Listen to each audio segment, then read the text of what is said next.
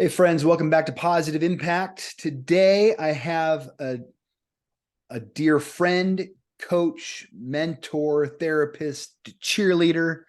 My guest today is Lisa Chastain. And Lisa and I started working together almost exactly a year ago. A time when my finances were something I was scared of. I avoided. I had enough just to get by, but I wasn't managing my money. I didn't have a budget, no way of tracking what comes in, what goes out. I was simply winging it. And fast forward to January 2023, and I had my best year financially in the last 10 years. Coincidence? I think not. Lisa, Amazing. it's good to have you. I'm so glad to be here. Really. I love spending time with you, and having intentional, heartfelt conversation is my jam. So I'm really grateful we can do this on your platform. Yes. So Lisa is a professional money coach dedicated to empowering professionals to improve their finances and live their best life. She is the author of Girl, Get Your Shit Together, and she is the podcast host of Real Money. But the biggest reason why I wanted to have Lisa on is because I love bringing people on, Lisa, people who have had a positive impact in my life, and the positive impact you've had on my life, which I'm really excited to share all the details. So I give you permission to share about working with me so the listeners can really understand like the deep work that goes into working with you and the extreme value I got from our time together. Okay, wonderful. Let's do it.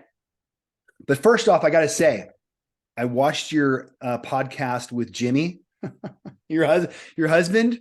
Yeah. I have a man crush on him. He's the best, right? I love your husband. I can't wait for you guys to come to Vegas again and you can hang out, and yeah. There was some Jimmyisms that I wrote down that I love. Okay. And it was we'll get into that in a little bit, but I want to start off, Lisa. What was the defining moment in your life that inspired your journey and the work that you're doing today? Oh my gosh, I've had several. The one that comes to mind the most, and I say this often in interviews, is failure. And for me, and I think that's the case for a lot of people, right? Like life isn't working, life isn't working, life isn't working, life isn't working. And then all of a sudden, boom, we have this big event, or we have this big failure. Loose, like that's a big word that can be defined in a number of ways. Mm-hmm. And it was my failure and like really up against it, forcing me to look at all the things in my life that weren't working. And that was at the age of 35. Mm. So at 35, I had a big wake up call, and it didn't happen overnight. It never does. Right. And it was just through like one event after the other where I woke up and I was like, can we cuss on this podcast? Yes, absolutely. It's like, what the fuck am I doing with my life? I don't like my husband. So I'm remarried. Jimmy's my second husband. I don't like my husband.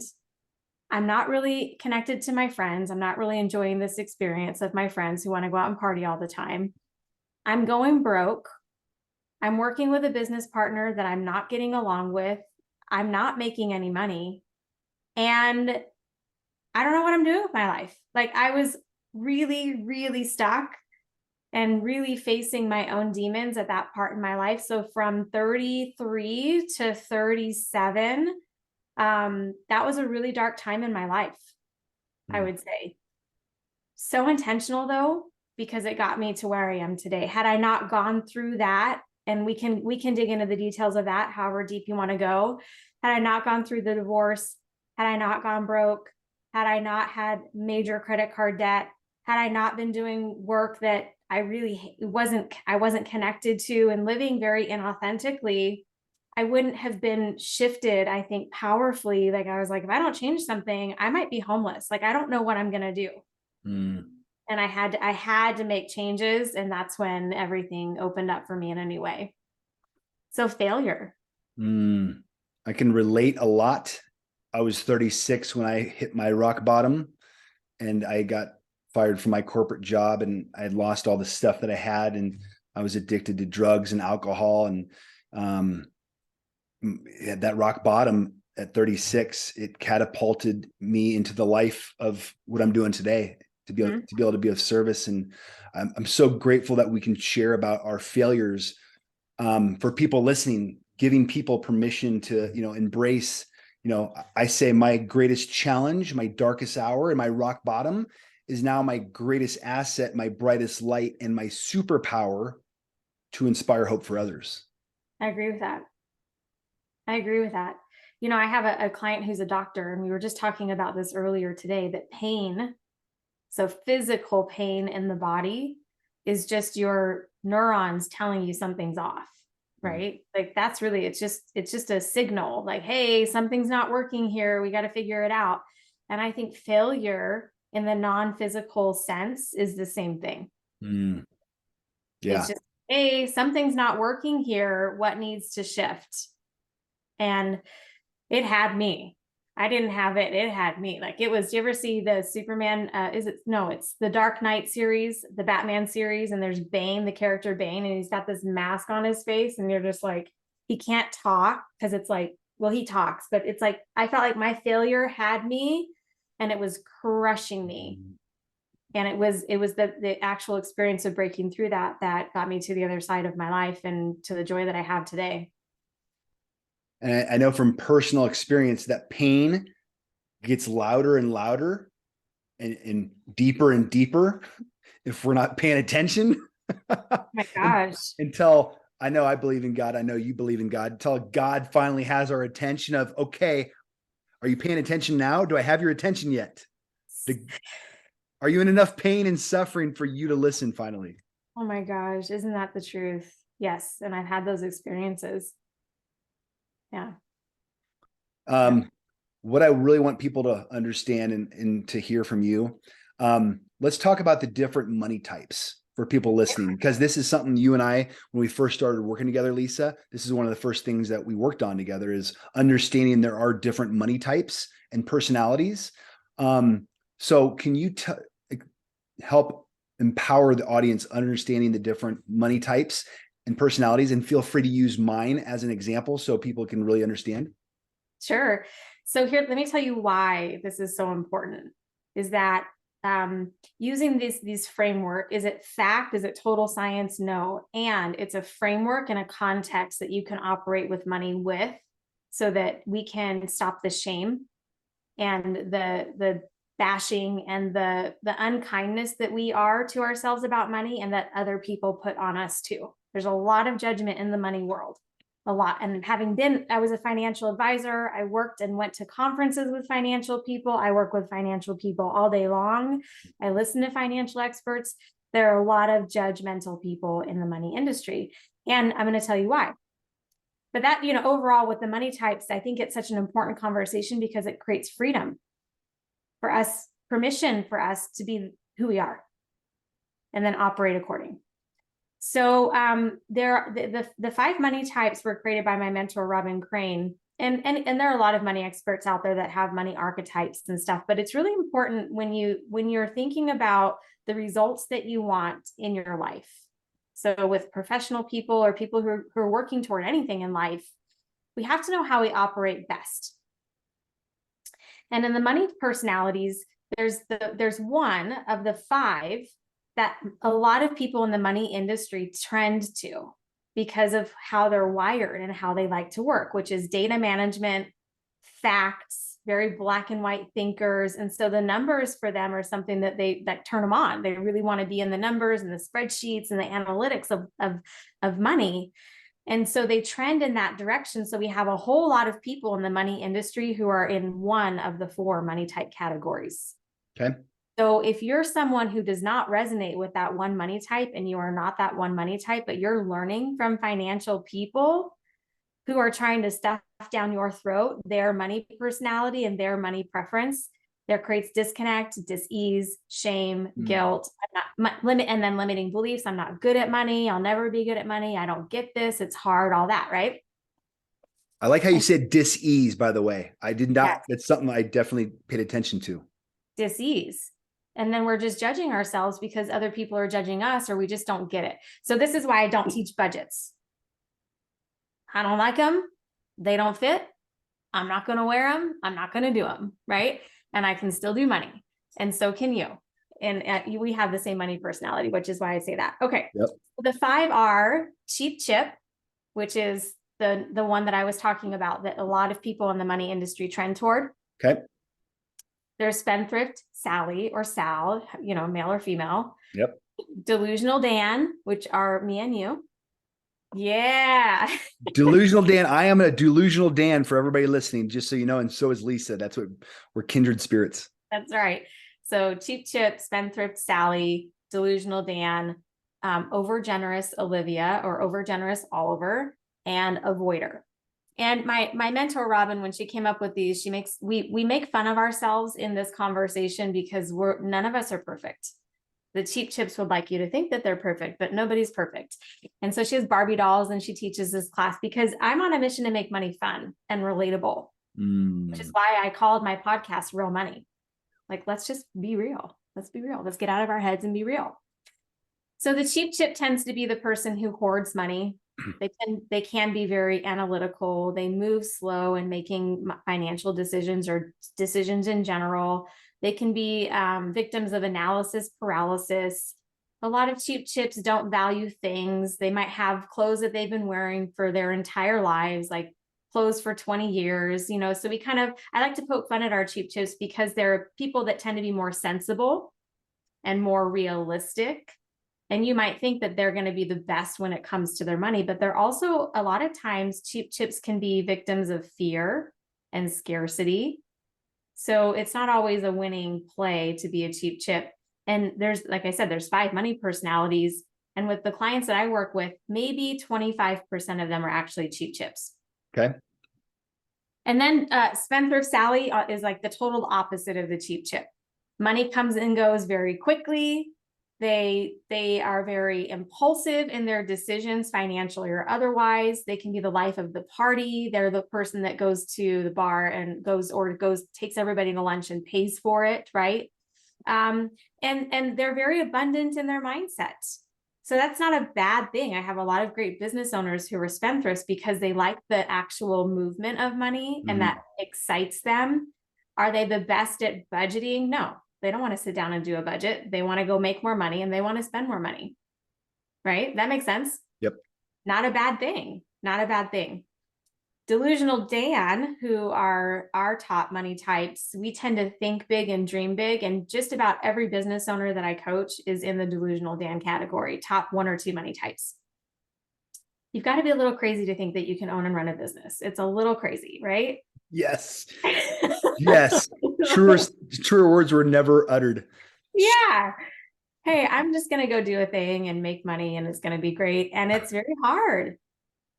I'm glad you said that. I'm glad you said that. We're going to come back to that thread later about entrepreneurship and how difficult it really is and why mentors and masterminds are so important.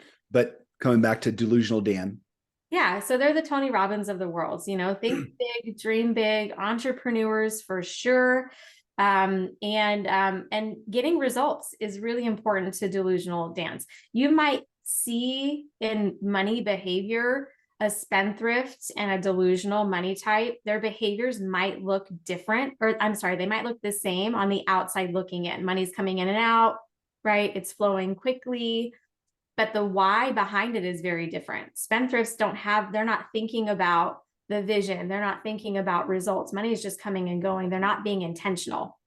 Delusional Dans or Delilahs can be very intentional and very results driven. And that's their why behind why they want to go out and create and generate it's results to they want results. They want to have a lot of cool things in their lives. Right.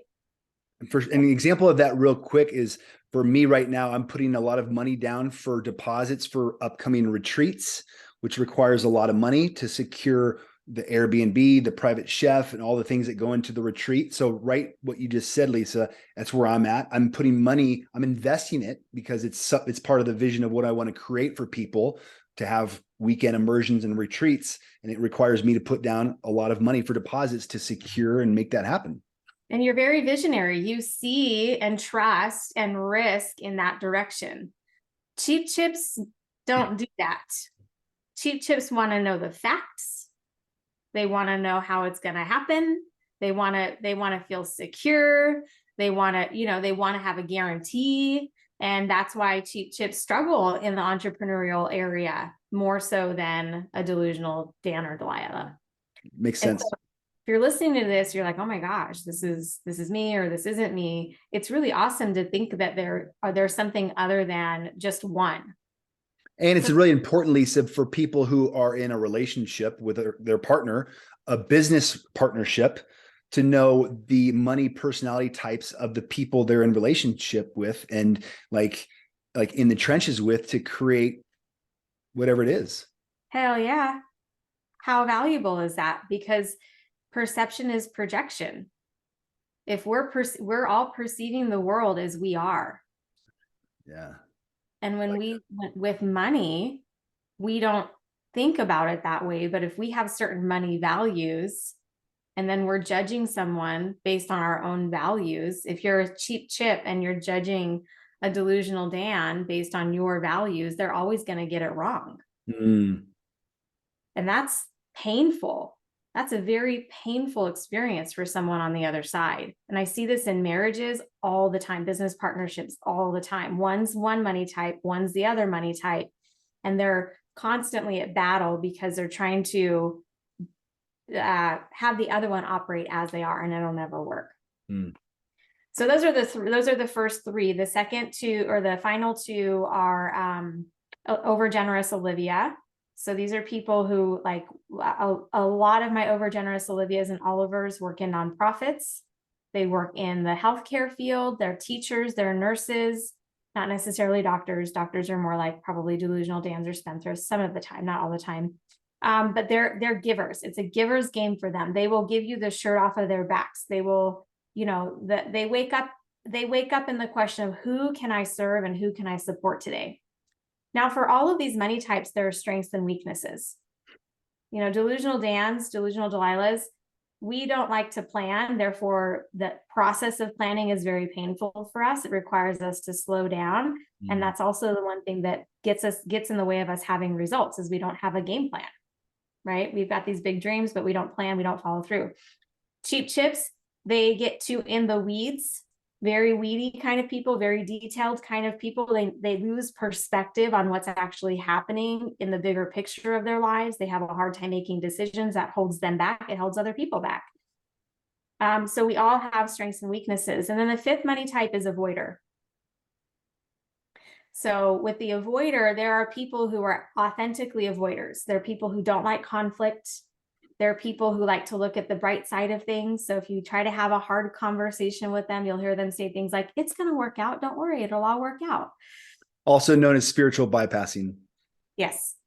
Yes, definitely. Right. Like just kind of like numb on the surface kind of people, and people who don't want to look at the hard stuff. I had a conversation with an avoider who was basically like, I have the money to pay my bills, but it's just boring. I don't want to. So I just avoid it.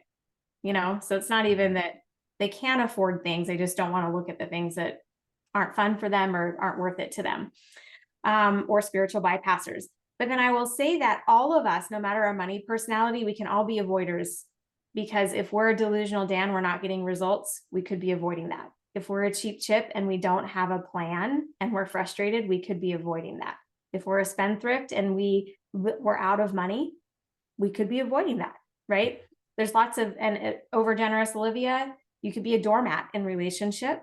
You could be a doormat financially because you give all of your stuff away, and you could be avoiding that. So we can all become avoiders in our money types, just depending on what results we're getting and what we're not.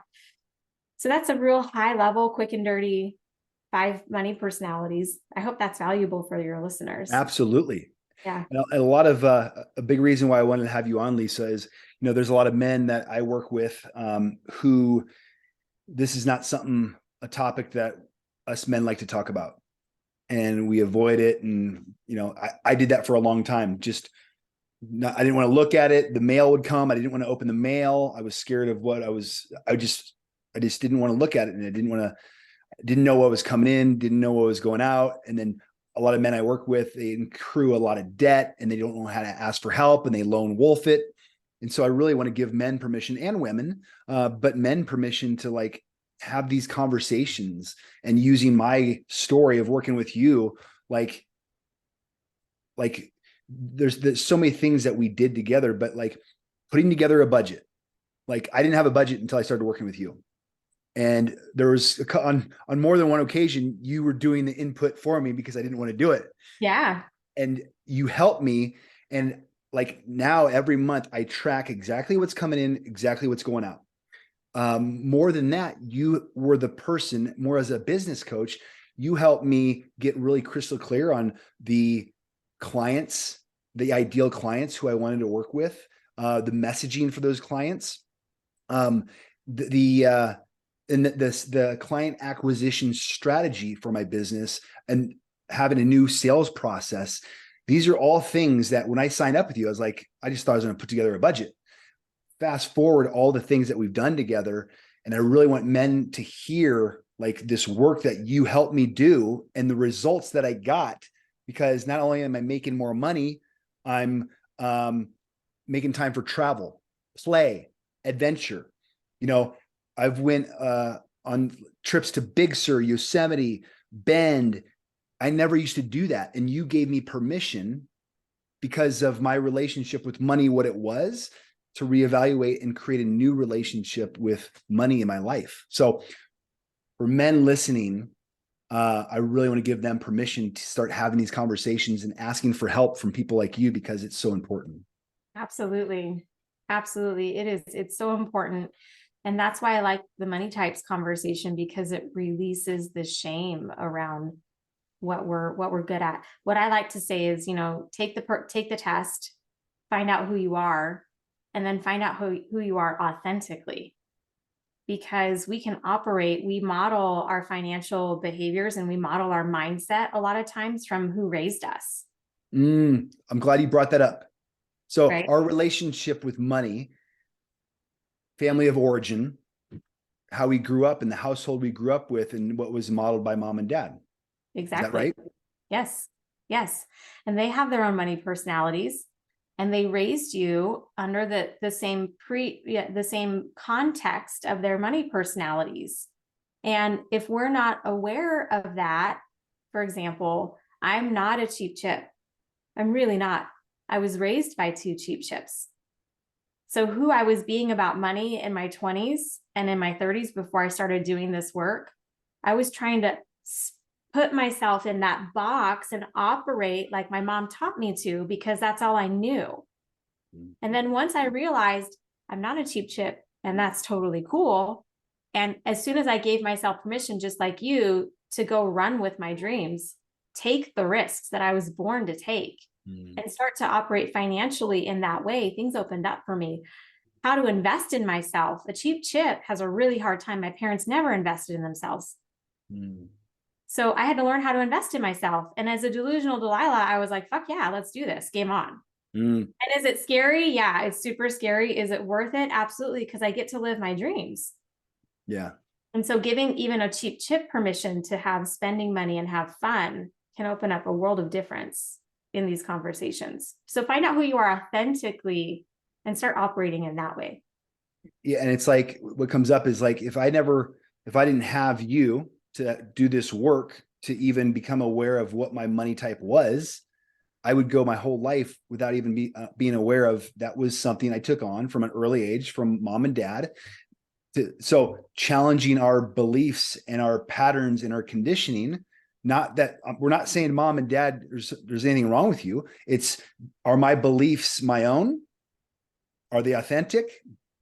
And whose are they? And just having that reflection to become aware, and then we can start to change it. That's right. That's freedom. That's the pathway to freedom. Absolutely. Yeah. And you said something earlier, investing in ourselves.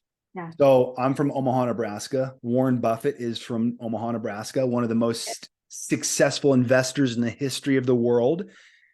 And what I love about Warren Buffett is he credits, of all the investments he's ever made in his life, he credits his investment in a Dale Carnegie personal development workshop on communication as the most important investment of any investment he's ever made, as the foundational principle which allowed him all the other success of making $110 billion. Yeah. So Warren Buffett says on record, the most important investment I ever made is the one in myself. Yeah. I love that. And so one of the things from working with you, Lisa, over the last 12 months, I've invested more in myself than I've ever invested. Coaches, mentors, masterminds, therapists and so it's a perfect example of I got out of it what I put into it. Absolutely. I invested in myself. I had the best financial year of my life over the last 10 years. And I think it's really important for people listening to give them permission to invest in ourselves. Yeah. It's the only way. I equate it to this. I worked in higher education in my 20s, and I worked for an honors college, which is it was one of the most intelligent group of people I've ever been around in my life. And do you know how Harvard started? No. Harvard started with one mentor and one student. And that's how, the great philosophers in the history of time, that's how they mentored their next great philosopher. It was one mentor and one student. Mm. So if we looked at, that's how higher education started, was by someone making the investment in themselves to be mentored and grow. And we can all model that. And something's happened in the 20th and 21st century where we've had to figure it out on our own, or like we have to go at it on our own, male and female. And it's just not true. Mm. And one of the things that hit me last night, I joined a mastermind, a men's group, that it's been a game changer. My first mastermind. And so last night on our call together, we were talking about how, like, my mentor, somebody I really respect and look up to, he runs the mastermind, and he was sharing about fear and self-sabotage and resistance and procrastination and how it impacts and affects him every day. And it just hearing him verbalize that and say it out loud made me feel so much better. Like, okay, shit, I'm not alone, because I've been feeling a lot of resistance lately, and hearing just another person, especially a mentor, verbalize something, it's like, oh, okay, I'm not alone. I can relate with that person. And it just, that simple feeling of I'm not alone, man, it's powerful. It really is. It really is. And financially, we all feel alone because we don't talk about it. Maybe if we're lucky, if we're, in 10% of Americans, it's probably actually closer. It's 10 to 15% of Americans are working with a financial professional. That's it. So, and even in those conversations, having been a coach, people who are working with a financial professional aren't having conversations that are really deep enough that they feel like they're getting the help that they need. And that's why I'm so passionate about money coaching and training up other coaches and wanting to grow this profession, is that people need to feel seen and heard. And I believe that there are a lot of people in the world who are very isolated financially. And that's not healthy for anyone. Yeah. And what comes up is people isolating physically, especially over the last couple of years with COVID. Loneliness is the new epidemic. And so whether it's asking for help and support with finances, personal development, I think it's changing the mindset of, like, investing in ourselves, knowing we're not alone. And, like, for me, what comes up, a lot of the audience is, people sober curious, people in recovery. And so I know, thinking we're all alone, and then, disconnection equals addiction, connection equals recovery. And so there's just something, and I know you're a big part of your community is also a mastermind, and you are surrounded with empowered women. Mm-hmm. And I think it's so important now more than ever. So if it's physical health, finances, asking for help, and knowing we're not alone. I think that's the message I want people to hear. Totally not alone. Totally not. Yeah. And yeah, back to Jimmy. Like Jimmy gave us all permission, like, that we're not alone. And I love the fact that you brought up to Jimmy, like, he's a mentor in your church, in your faith group. And like mentoring young men Mm-hmm. and how important, and you have kids, and I know they were recently in a kind of a rites of passage. Mm-hmm. Can you share about that experience? Because I know a lot of young men and parents who have young adults who are struggling right now. Do you mind sharing about that experience with the impact that had and the opportunity for rites of passage for young men? Of course. So Jimmy, I met almost 10 years ago. And then we ran in the same circles. And then when I got my divorce, he had gone through a divorce also. And that's when our love relationship was created. But what I've always loved about Jimmy and adored about him is that he had the courage to go through his own transformational process. And it was through him being willing to look in the mirror, go through a personal development program, and do the hard work of healing. He was raised by an alcoholic, abusive dad, and he had a lot of scars and hurt, and he was boxed up, bottled up. He's a big guy. He's 240 pounds, 6'1", works in construction, like super masculine, but also masculine to a fault where he was crumbling inside. Suicidal, alcoholic, like he was going through it, and his divorce just tipped him over the edge. So his story of transformation is then through personal development, going through men's retreats and really embracing the masculine, learning what it was. He's very vulnerable now. He's a vulnerable, loving, open man. Do we all have still dark sides and demons? Absolutely. But that's what drew me to him, is that he was going to challenge me as a strong woman. He's a strong man, but not superficially strong. He's strong in his faith and strong in his power and in his vulnerability and his heart. And then he found church, and like he's been really able to give back to kids in church and mentor them. And when it comes to rite of passages, both my boys in the same year went through very difficult experiences differently. My 12-year-old stepson's mom died in December of 2021. He was 11 at the time. She was 37. And 4 months later, my son's dad moved across the country. He left him. So they're both dealing with abandonment in their own way. And thank God, Jimmy and I have the tools we were able to come together and hold space for both of them and lean into the discomfort, lean into the vulnerability of it, and help our boys journey through those experiences, not bottle it up, not pretend it didn't happen, not ignore it. And now as my 15-year-old is going through his rite of passage through high school, Jimmy's stepping up and mentoring him in a way that I am so grateful that he can, because he can connect to him where he couldn't have done that 10 years ago had he not done the work. For sure. He might have been my ex-husband's an alcoholic. So there was a lot of verbal abuse and anger and pent upness about him, where thank God that Connor has an opportunity to learn how to be a man in a new way. Man, that's beautiful. Yeah. So rite of passages are very important. I will say that. And for men in particular. So Connor went through a Devil Pups program. I'm actively looking for opportunities for him to have rite of passage moments in his life. So he went through a very intense program with it's a program that develops young leaders through the Marines.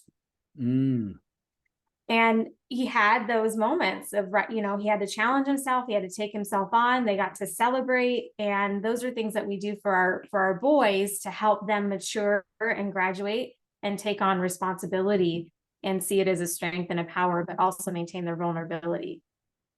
Which is needed now more than ever. And, the majority of the audience listening, it's 70% women and 30% men. And a lot of the women, have young adult children and a father figure that's not around.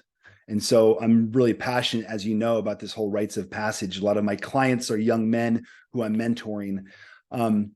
What advice would you give parents listening, Lisa, to help to take the first step for creating their own rites of passage for their young adult kids? I asked this exact question to one of my mentors, Sylvia, in a relationships course. And so, of course, you have to do it in an age appropriate way. Mm-hmm. For example, for a young boy who is, let's say, under the age of 10, give him responsibilities at home, right? So, for example, make sure that it's his job to take the trash out every single time the trash goes out. That is his job. That is his responsibility. He owns that. Or make sure that he's the one that goes around the house and locks all the doors at night. That he knows that's his job, that's his responsibility, and that it's got to happen because he's got to keep the household safe. We really look at tribal mentality and how boys were raised in tribal environments and still are today. They're taught at a very young age that it's their responsibility to keep everybody alive and safe. Absolutely. Makes sense. Yeah. And then also for me, in the absence of like before I had married Jimmy, and I just knew he was going to be a great mentor for my boy, and he's a great dad. When Connor was up against it in his own life at 8, 9, 10, 11, I sought other strong men that I knew, and I asked them to mentor him. Mm. So I have a really good friend of mine he's in the Army. He was an Army recruiter at the time, but someone that I've always loved from high school. And I've just seen his journey. He's a good man and he's respected. And I reached out to him. I said, hey, Connor's really going through it right now. Would you mentor him? Mm. He was like, absolutely. And he still sends him pictures and writes him letters from around the world. I had a really good friend of mine who was a police officer. He still is. I said, would you mentor Connor? He's like, bring him in. He spent the whole day with him talking about responsibility and honor and all of the tenets of being a police officer. And so from a young age, Connor got mentoring from other men. That wasn't my job to do as a mom. So that would be my advice is find other people.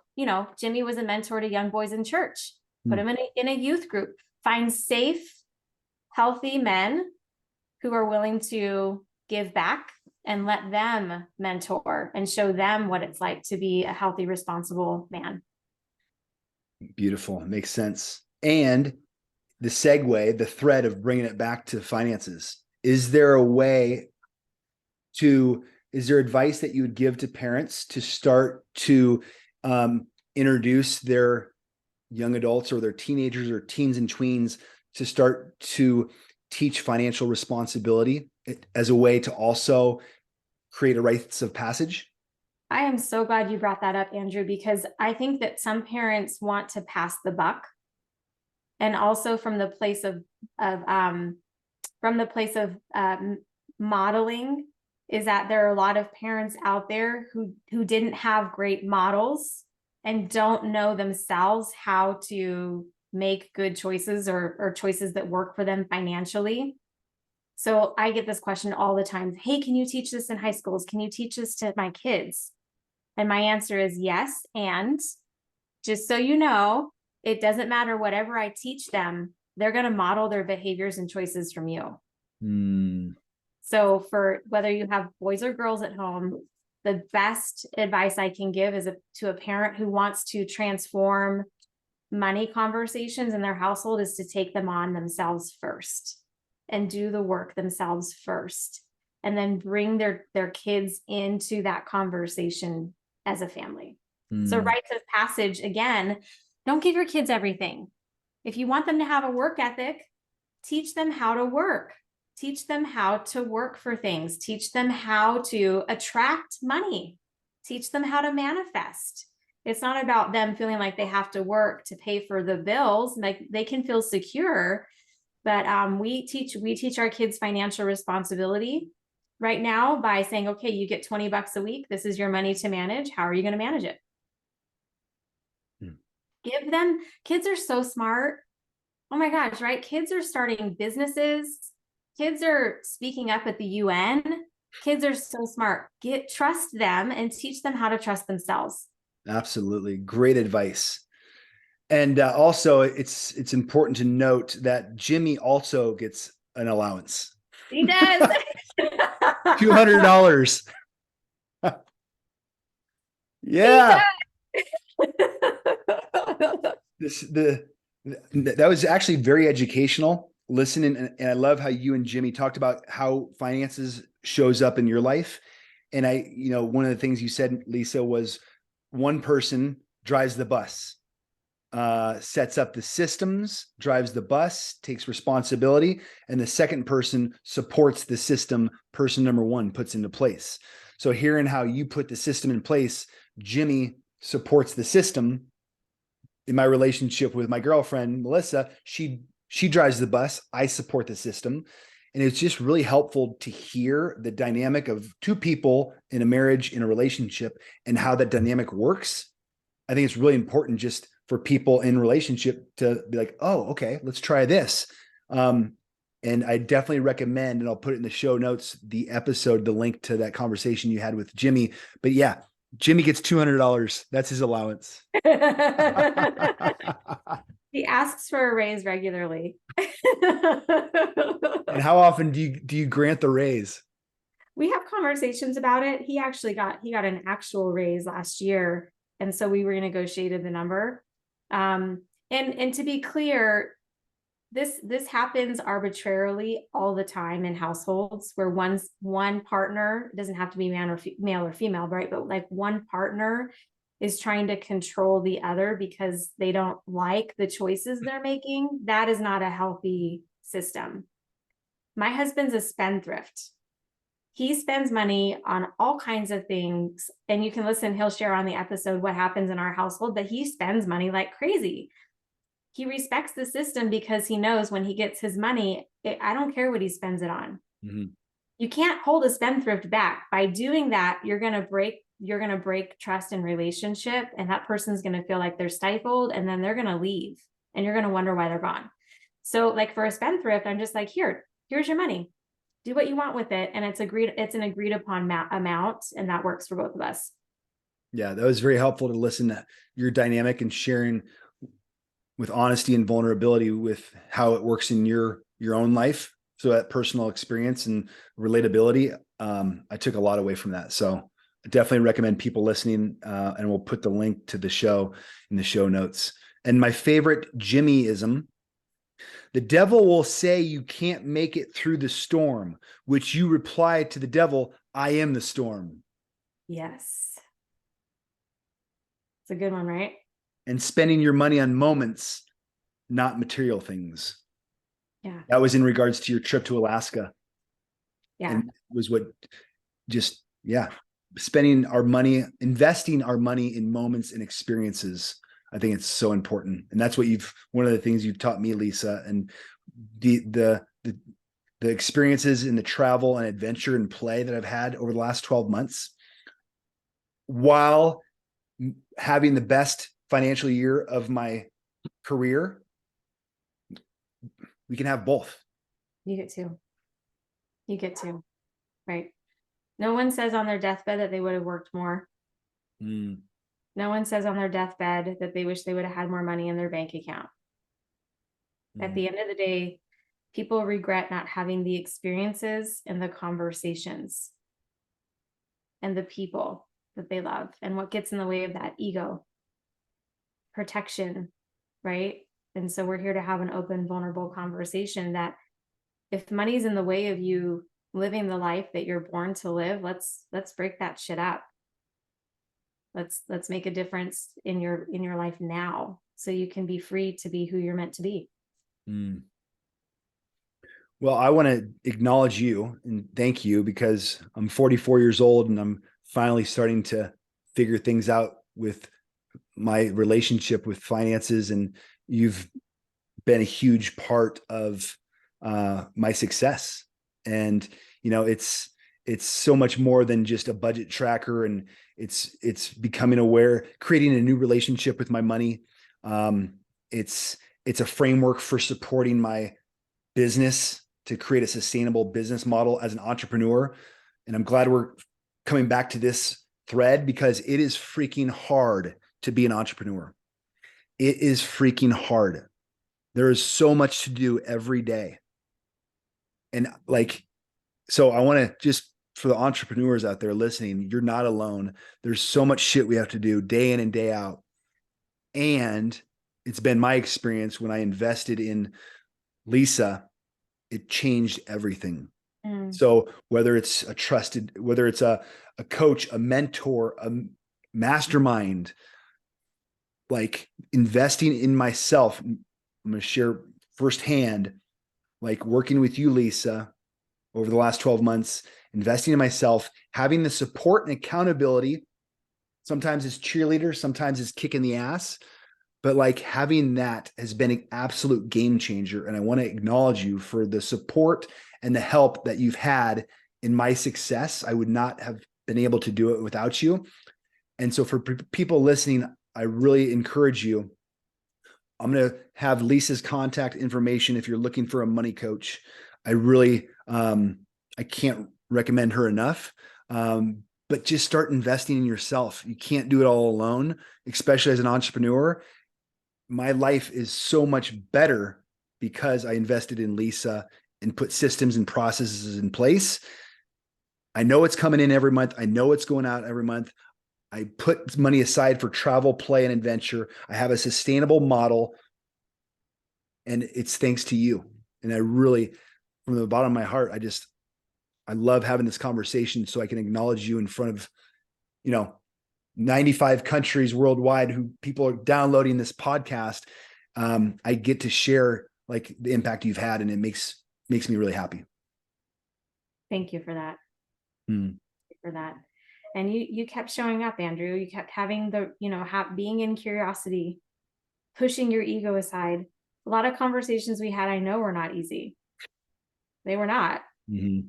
And you showed up, and you were open, and you were willing, and that makes a difference.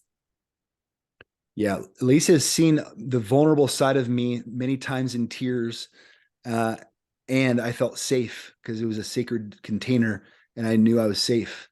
And then putting together a budget for my girlfriend and I to come up to Bend, and how to have conscious conversations with money in a relationship for the first time ever for me, and feeling safe, how to ask for what I want and need.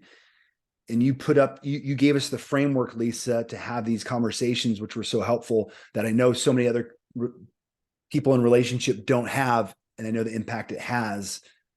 And so personally, in my life, professionally, and in my relationship, you've helped so much. And I'm grateful to be on this journey together.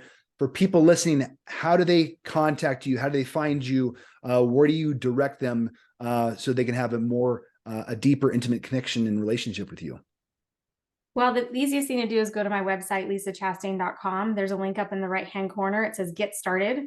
And you can fill out fill out your name, your information, and my team and I will be in touch. We'll figure out what the best place is for you to plug in. I've got courses, I've got events, I've got coaching. Really, at whatever level you're ready to go, my team and I can take you there. Beautiful. Mm-hmm. All right. Well, Lisa, thank you again. Thanks for coming on. Thank you for all that you do for me and so many others. And I'm looking forward to watching your continued success. Thank you, Andrew. And thank you for the continued positive impact that you have in the lives of others. Thank you. I received that. All right, everybody. See you again next week. Thanks for listening.